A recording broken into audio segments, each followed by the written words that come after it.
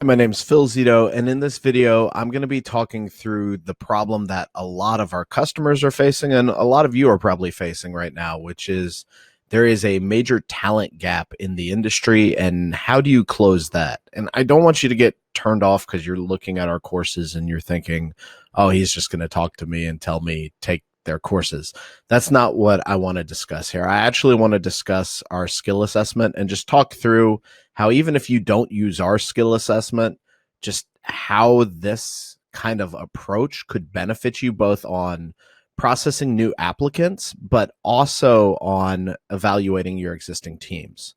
So, the biggest thing that I find when folks are trying to develop new people is one, knowing that the folks they're hiring can actually do the job, or just knowing the folks they're hiring what their weaknesses are. And if you're like me, you've probably had a ad hoc approach to hiring where you get whoever's in the office and they go and they just evaluate based on feel what the person knows and doesn't know. And there's no consistency in the questions. Maybe you have them look at some job drawings, maybe not.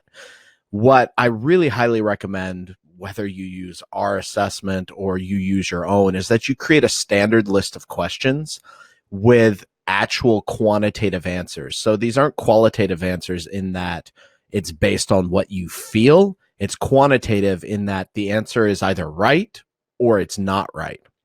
I know lately there's been a lot of kind of hoo-ha about emotional tests and doing emotional evaluations of people.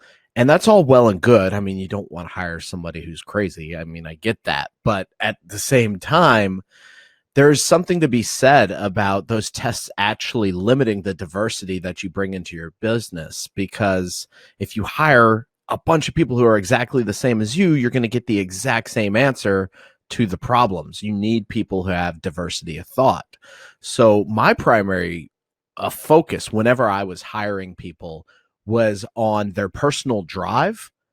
How do they study? Do they do things on their own? That's why I really like this assessment, because you can give it to potential hires and you can see if they actually do it. And if someone doesn't even do the assessment, that kind of tells you about their personal drive up front.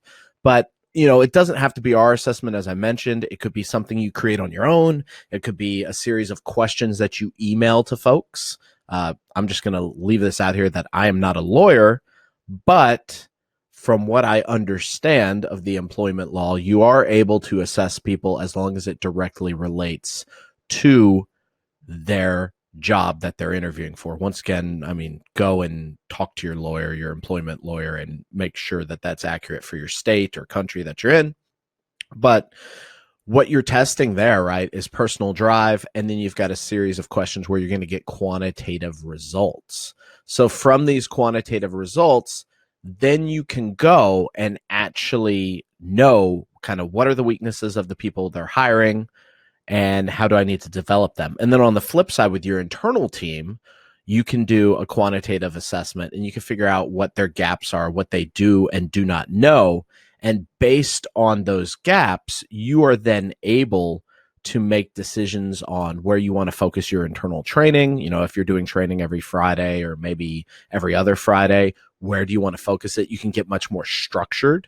You can then do that same assessment that you created later to validate that changes actually happen. Because the worst thing you could do is meet with someone once a year, look at some job numbers, and hopefully you have the actual level of detail on the job numbers to know that whether this person contributed to profitability or not, which most smaller organizations do not have that level of detail in their financials.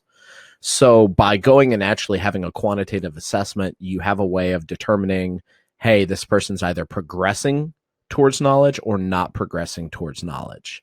And then you can adjust your training and development. Maybe you find someone's really good at design, but you have them going and doing programming, and they're not good at programming, but they're very good at creating design submittals. Then you repurpose that person to design submittals. So I know this was a very kind of off the cuff video, and it's just something that I've been asked a lot lately, and I wanted to talk through it with you since we do so many skill assessments. I mean, at any given time, we have a couple hundred people going through our skill assessment.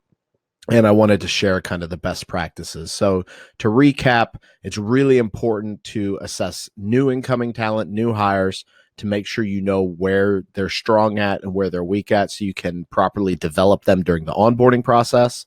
It's also really important to assess your existing team so you know where their gaps are at. That way, you can go about essentially creating customized training, customized development, and you can place people in the right roles within your organization.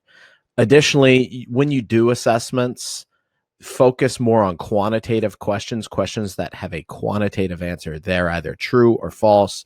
There is a correct answer and there is a false answer. Make sure that you do that because you want to get away from qualitative. How do I feel about this answer? And more so, it's either accurate or it's not accurate. Additionally, beyond that, right, you want to go and make sure, in my opinion, that you focus more on the technical assessment of skills than you do on the emotional assessment and the fit assessment. I know that that's all the big hoo-ha rave these days is, do people fit my culture, et cetera, et cetera. And while you don't want to bring someone in who's like completely toxic to your culture, I get that. If you have limited time with a candidate, I mean, because here's the deal. It's all well and good to do all these wonderful different things with a candidate, with a new hire potentially, but you have limited time and there is limited resources in the market. So if you're taking 6 months, 3 months, whatever to assess someone and then hire them, the likelihood of that person being hired by someone else is pretty high in today's market. So I would make sure that you're cognizant of that. If you have any questions, I'm going to post this video on YouTube and on LinkedIn. I'd love to answer any questions for you. I'll point you in whatever direction I can do that. I mean, we've had thousands of people go through our assessments, so I've got a pretty good experience level with what folks know, what they don't know, where you should be testing, where you really shouldn't be testing, and how to formulate your testing, etc. So feel free to reach out and I'll answer where I can. Thanks a ton. Take care.